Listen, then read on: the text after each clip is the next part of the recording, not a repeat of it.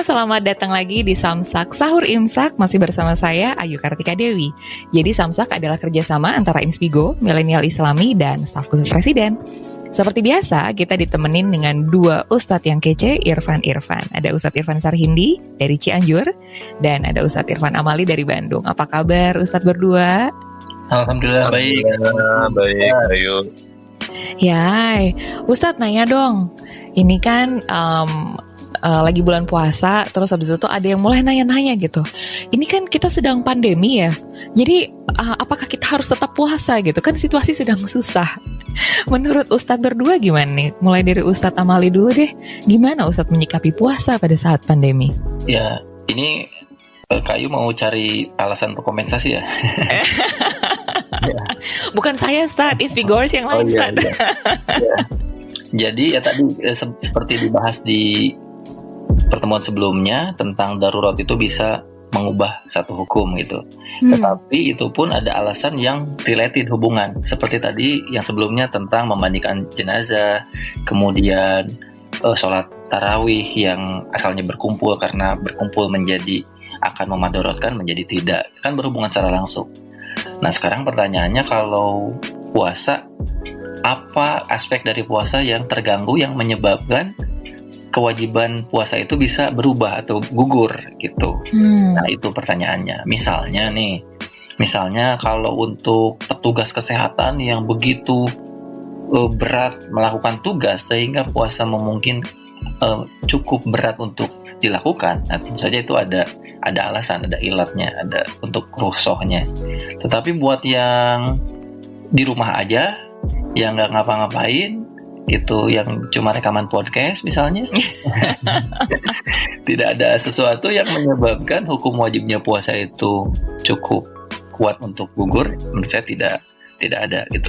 Kembali tadi al-hukmu yaduru ma'ilatihi, hukum itu beredar di atas ilatnya, karena ini tidak ada ilat apa-apa gitu. Ya, tetap aja puasa gitu. Jadi mungkin kondisinya akan berbeda. Tetapi kalau menurut saya kondisi secara umum kita kayaknya tidak ada yang berubah untuk puasanya sendiri, karena puasa ini ibadah yang tidak memerlukan ruang, tidak seperti sholat gitu, hanya memerlukan waktu dari dari subuh sampai maghrib gitu. Itu aja, tidak ada sesuatu yang menyebabkan ibadah ini terhalang. Siap. Ustadz Sarhindi gimana Ustadz? Kalau saya jadi mungkin balik lagi ke syarat wajib puasa ya. Di Fathul Qorib itu syarat wajib puasa itu kan ada 4, al-Islam, wal-bulug, wal-aqlu, wal-qudrah. Jadi orang wajib puasa itu kalau dia memenuhi 4 syarat tadi. Pertama dia muslim, maka kalau nggak muslim nggak usah puasa. Kemudian dia balik, maka kalau nggak balik nggak mesti puasa. Ketiga berakal, dan yang keempat itu kudroh atau punya kemampuan atau kekuatan atau stamina yang membuat dia bisa puasa. Dan makanya kemudian orang yang ada rukhsah yang bisa dipertanggungjawabkan atau diterima secara syar'i itu diperbolehkan untuk tidak puasa dan menggantinya di hari lain di luar Ramadan. Nah maka kemudian nanti tinggal kita melihat apakah kita termasuk orang yang mendapatkan rukhsah itu ataukah tidak.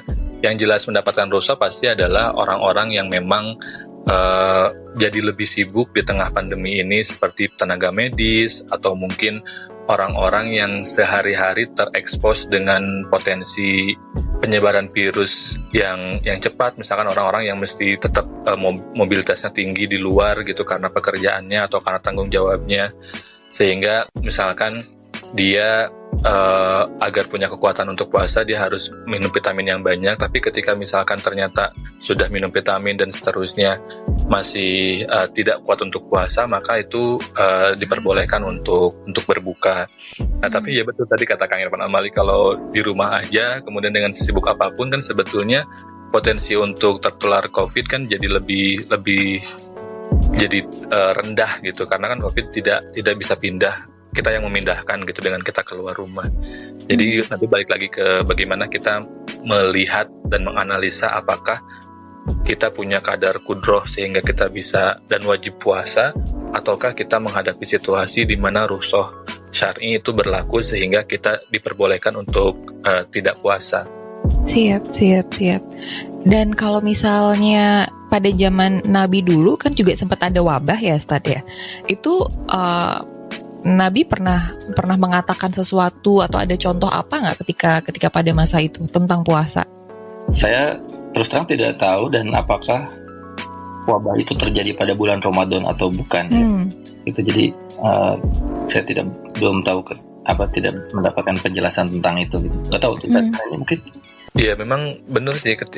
Banyak riwayat-riwayat tentang wabah ini memang tidak secara spesifik menjelaskan apakah wabah tersebut terjadi ketika bulan Ramadan ataukah tidak, dan apakah misalkan wabah itu melewati bulan Ramadan ataukah tidak. Jadi memang ya nggak ada.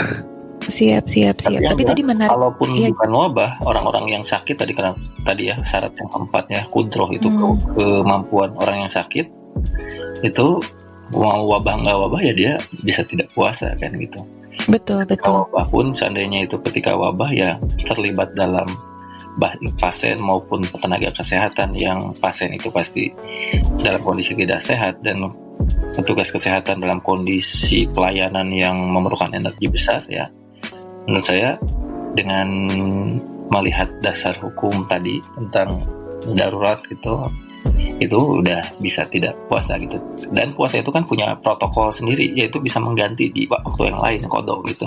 Oke, jadi udah jelas nih ya Inspigors ya, kita nggak boleh karena lagi wabah nih kemudian kita menggunakan ini sebagai alasan atau nggak puasa, karena beda banget penjelasannya dengan kalau misalnya tadi lagi wabah sehingga kemudian kita nggak tarawih di masjid atau kemudian kita jadi nggak mudik, jadi nggak jumatan, karena beda banget nih, the nature of ibadahnya tuh beda banget. Nah itu tadi Inspigors obrolan saya bersama duo Ustadz Irfan tentang puasa. Jadi Inspigors harus tetap puasa nih selama bulan Ramadan ini, selama teman-teman tetap sehat dan selama teman-teman punya kemampuan, punya stamina yang cukup untuk melanjutkan ibadah puasa. Nah, jadi kita akan ngobrol lagi di Samsak besok, masih bareng saya Ayu Kartika Dewi dan bersama duo Ustadz Irfan. Sampai ketemu besok, dadah.